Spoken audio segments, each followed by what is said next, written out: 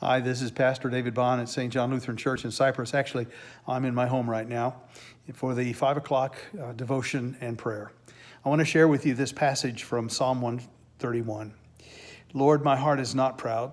My eyes are not haughty.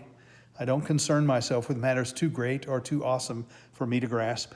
Instead, I have calmed and quieted myself like a weaned child who no longer cries for its mother's milk. Yes, like a weaned child is my soul within me. O Israel, put your hope in the Lord now and always. Now, those are such salutary, such beneficial thoughts for us to consider as you recognize that there are things we cannot control, things that are just too big for us, things that we cannot really grasp. In other words, how is this working and what's it going to be and how's it going to work and how am I going to deal with it? And frankly, we don't have the answer to those questions. What we do have, though, is the promise of God and His goodness, His promise to be with us, His promise to hear us when we call in prayer. And with that in mind, I've also come up with, I like to call this a new serenity prayer.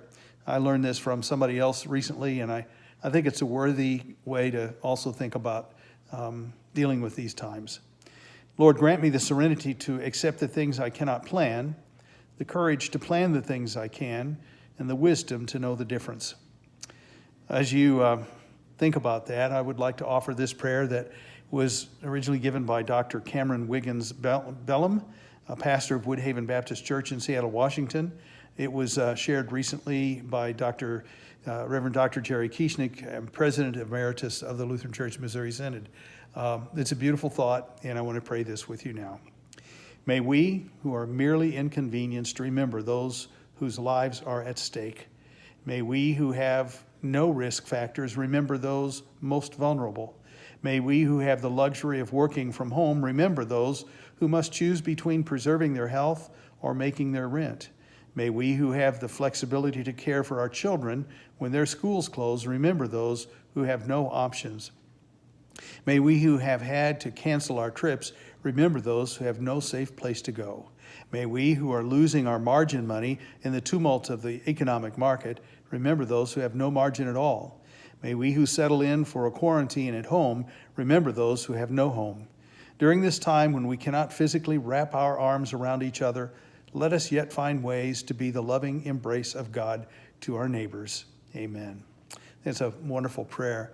By the way, I'm going to be posting on our website a wonderful document that is something you can print at home and hand out to your neighbors with a place to say, this is your name, this is my name, here's my address, here's my phone number. You can call me or text me if there's some way I can help you. It's got some options there, and I just think it's a great way for us to also help in very real ways to people who can't get out by themselves.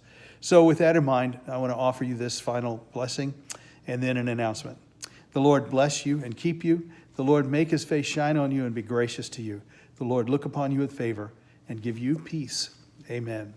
Sunday morning at 9:15, I'm going to be hosting a Bible study on Facebook Live, and I'm also going to record it and see maybe about putting it Facebook or rather YouTube Live as well. So 9:15 Sunday morning, you can go to Facebook /St. John Cyprus, and you'll find us there, and the Bible study will be available there. God bless you.